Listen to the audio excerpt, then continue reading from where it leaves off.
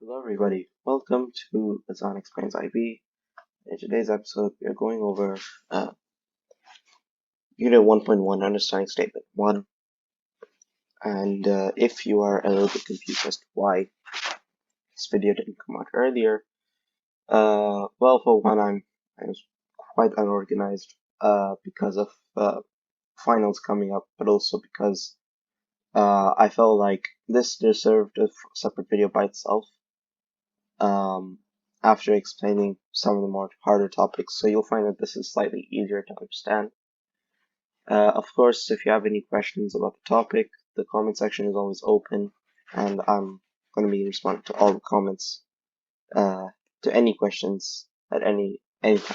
So, in the last video, I think it was perhaps the first one, we actually talked about how cell theory has three parts to it, and that is one, it's the most basic unit of life.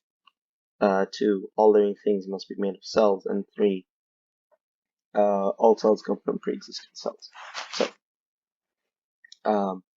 what you'll notice is that I've highlighted the word theory green. That's because I want to point out something very important in science, not just biology, but really any point in science, and that is, well, these theories are called theories because there's always a possibility of exceptions or debunking a certain rule. So while this theory holds up for most, if not for like the majority of the time, there are still three well-known exceptions that you will need to know. You don't necessarily need to be able to draw these, but you will need to be able to remember what they are and why they are considered as the exceptions. And here are their names. So first we have the striated muscle cells in the human body, and then we have two types of algae, or at least two types of fungi, hyphae and giant acetipularia. And so some websites flip 2 and 3 together to make say, well, this is number 2 and this is number 3, but don't worry about that. Anyway, so firstly, and I haven't mentioned yet, but my source is Bionology. Very good source if you want a collection of resources, as well as their own presentations, and of course BioNinja. However, they weren't as explicit about this topic, so I stuck to this. Anyway, so they have one nucleus. So cells are considered to only have one nucleus. However, in the striated muscle cell, they actually have more than one nucleus, and they're surrounded by only a single plasma membrane, which is and each cell is multinucleated. Additionally, what you'll find is that the cells themselves are called fibers, and the fibers can be up to 300 micrometers long, which is incredibly long length, given that some cells are not even a tenth of that length. So that is these cells here. What you'll notice are these little dots in the picture. These sort of, if I zoom in, and like for example, if you can follow my cursor, or better yet, if I could draw it for you, these circles that you see scattered everywhere, those are nuclei. And what you'll find is that there is no membrane cutting off the nuclei with one cell. So you see a 1-to-1 ratio where, like for example, if this was a cell, it would be like this. You'd see a 1 nucleus to 1 cell membrane ratio, but in this case it doesn't exist. Actually, these nuclei, which are brought together by many nucleus basically having one long cell having multiple nuclei. So that's the striated muscle cell. The second one we're looking at is the aseptate fungal hyphae. Some textbooks have different renditions of the image that you're seeing. Some are slightly more uh, animated, or they're actually just drawings. This is what it looks like under a microscope. Again, you don't have to worry too much about drawing it. It doesn't say that you need to know how to do that in the as per the IB's guide. However, it is a good idea just to keep it in mind. So what you need to know mainly are what's highlighted in yellow. However, if you're still interested, the other parts are also quite interesting. So I'm going to go over the yellow first. So firstly, very similar to the striated muscle cell, it's multinucleated, or in other words, has many nuclei for one cell.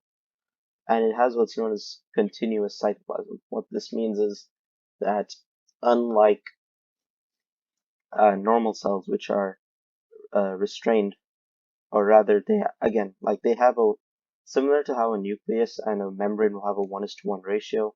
The continuous cytoplasm is supposed to have a very fixed amount in one given cell. However, actually, cells can have their cytoplasm run for uh, long lengths at a time, and so it's not always certain that you'll get a certain amount of cytoplasm.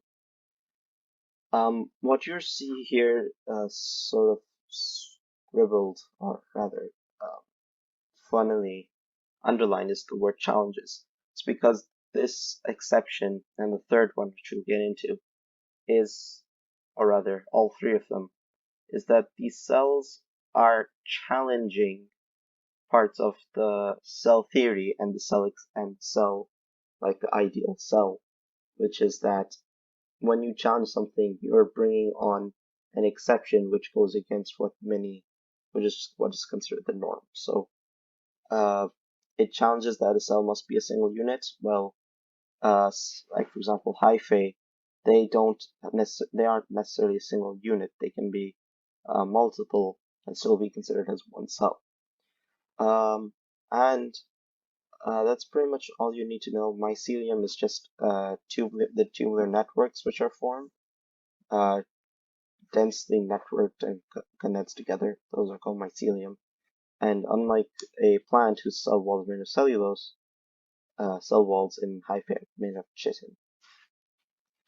Alright, last one that we have here is giant acetabularia. Sorry, I struggle to pronounce those. And essentially, what it is that it's organisms that challenge that cells must be small and simple. That is not true. They are, in this case, that is completely out of the water because giant acetabularia are huge. Just for perspective's sake, what you're looking at right now is like one cap. So let's say this gap here. If I could just draw that for you. This one cap is one cell. If I were to take it out, of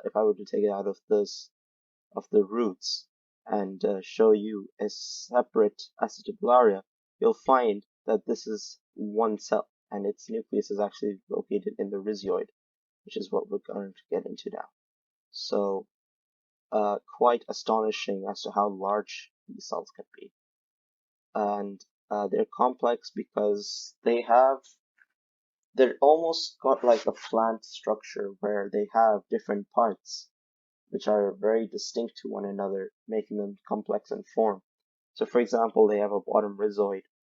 This is nothing but a set of short roots, as well as they also have long stalks, which again, you don't see that very often in cells to have such distinct structures. And finally, the top umbrella will fuse to create a cap, which is kind of what I've annotated here, is this umbrella fusing together, creating a cap for the cell, and then the stalk extending into the rhizoid, which is located within the roots. And what's interesting about Acidularia is the only exception here, which only has a single nucleus, and it's within the rhizoids. Anyways, this was this exceptions to the cell theory and understanding statement 1.1. Understanding statement 1. Thank you for watching. Please leave any questions that you have or any requests that you have in the comments. And of course, I will be responding to all of them. Thank you guys.